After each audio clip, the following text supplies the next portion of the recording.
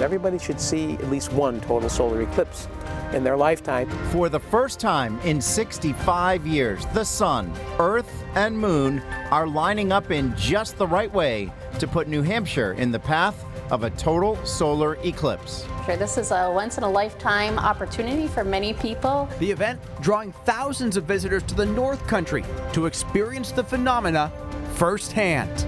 Years of planning. Well, we started promoting this probably 3 years ago. Now down to just minutes until New Hampshire's moment in totality.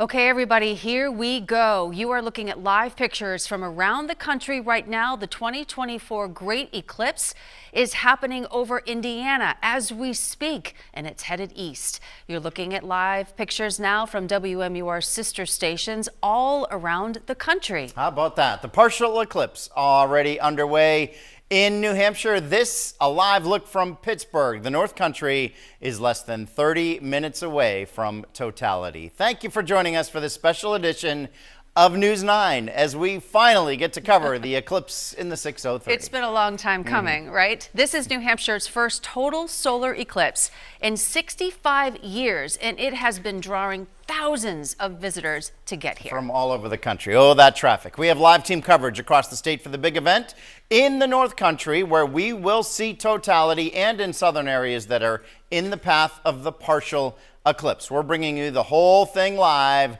right here as we count down to totality. Let's go to Steve Botari live in Stewartstown. Hello, Steve. Jamie, Jen, we've been talking about this thing for like a year plus. Well, right now we're where we are in Stewartstown at Coleman State Park, about the halfway point to getting to totality. It's going to be at 3:28 here for us, and it doesn't get more New Hampshire than what's happening behind us. People are sitting in the snow. They're in their lawn chairs looking up. Where else are you in your lawn chairs in the snow when it's almost 60 degrees but New Hampshire? And the view could not be better. All around us, kind of some high wispy clouds, but right here at Coleman State Park, it's actually perfect. Bluebird skies, and we have a great view of what's happening so far. We just passed the halfway point here a few moments ago, and it has just been incredible. People have been coming up from all over today. Now, you mentioned the traffic, and I know we're going to talk a lot more about this, but they were thinking even more folks were going to be coming to this particular spot, but they don't think they got as far north as they might have originally planned because of just how many people were trying to get up here and get north. So we are excited here in Stewartstown. Like I said, 3:28 for us is totality, and we are very excited about what is to come for this area in particular. It's been really cool. So 88 people essentially reserved these spots right away. And those are the folks that have been able to come here, and then people have been parking and coming up the road and to continue getting to this area. So we're watching, at this point we're at partial. We can start to see the sky is dimming a little bit. We can also tell, it's kind of getting the sense that you feel before the sunrise or before the sunset. That's kind of what it's feeling like. It feels a little bit dimmer too in terms of the colors and what we're getting here. But on average, any location gets an eclipse about every 375 years. So we were due. What we're really excited for is the fact that we are in the path of totality. So of course, every time we've been checking the sun, we've been using our special safety glasses. And if you aren't in the path of totality, be sure to be using those. But we're excited to be able to take those off right after 3:28 and experience it, and to see the 360-degree dusk, and to hopefully experience the animals coming out as well. So I'm excited for that. I'm also watching for the comet. There's a comet that circles the sun every 71 years. Well, it's visible right now.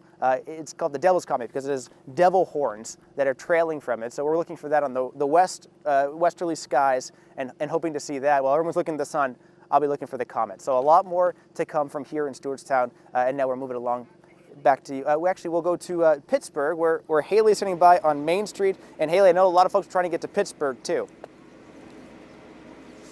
Yeah, Steve, I think we're in kind of the same boat here. Certainly there's a lot of people. There's a school directly behind me, and behind there's a field full of telescopes and lots of excited people. And we're certainly seeing traffic going by as well. It seems to be a few bigger groups in a couple of the different locations in town here. But I've been using the glasses. I've got some welder's glass too. Been up taking a look. We're at about 50% coverage right now. So we're continuing to see the moon kind of eating away at the the sun itself. No real difference yet other in terms of the sky color or the light yet. It's really going to be pretty drastic as what typically happens, and why it's so important to be in totality even versus 99%. When you're at 99% partial, you're not going to get the dark sky, dark as night. But here in totality, you will, because it completely covers the sun.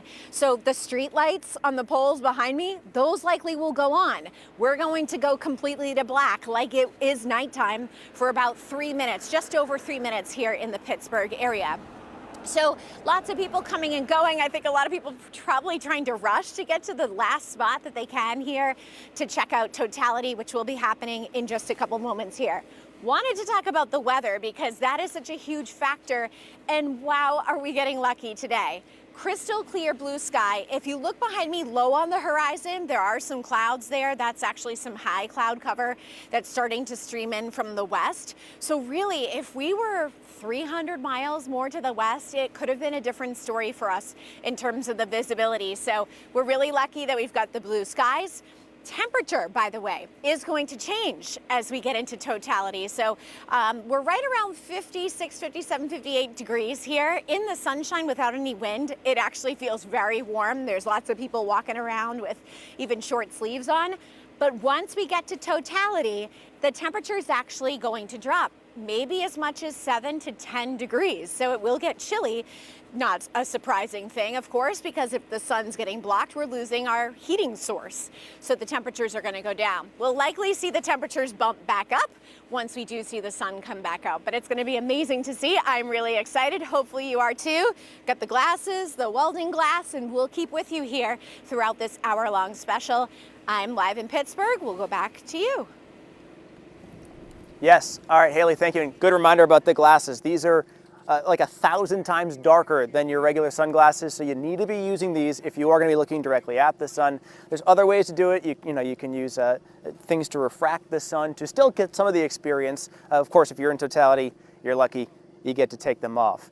But you heard Haley talking, even in Pittsburgh, they maybe aren't seeing the full crowd that they expected because it got so tough trying to get through the notch to get up 93, because everyone had the same idea, like, let's go see this thing. So there's a lot of folks in partial totality, which is still really cool to see and a great experience. And we know there's big crowds there. WMUR's Ariel Metropolis is live in Concord for us with all the latest from there. Ariel, what's the crowd like there? It is an incredible crowd here, Steve. Not everyone can make it up north like you guys. I mean, we saw the traffic going up there, but there are still so many people here. I don't know if my photographer Tim can show some of the crowd here. This is a great spot for families. There's been so many little kids who have come here. Just obviously, partial eclipse is still incredible. It's getting a little bit dark already. We're about half an hour away, a little bit less than that now, from when we'll see that full partial eclipse, about 96% here in Concord. But it still is just an incredible experience and an incredible atmosphere. We cover so much difficult news, but this is such a positive thing for so many families. We've heard from little kids who say, this isn't going to happen again until I'm 90, and just people from all ages who are together right here experiencing this. And at the McAuliffe Shepherd Center, this is where we are here in Concord this afternoon, they've had tons of programming, and they say they've been promoting this for several years now. I think Kevin Skarupa was here this morning, and he was saying that they have been selling out of their glasses over and over again over the last year because people have just been so excited for this event. So we're getting prepped here in Concord. We're about halfway through. I had my glasses on a little bit earlier. It's pretty, we won't have totality here in Concord, but it is still an incredible experience. So we'll send it back to you guys now for now, Steve. All right, Ariel, thank you. Yeah, so cool to see the families there. And when you talk about what makes this so special, why are people willing to drive hundreds or thousands of miles to get here for this really cool communal event? I mean, just think about these numbers, and I gotta look down to look at them because there's some big ones. The sun is 870,000 miles wide. It's a ball of gas. It's 90 million miles away. Then you get the moon. It's 2,100 mile wide, ball of rock essentially, 240,000 miles away.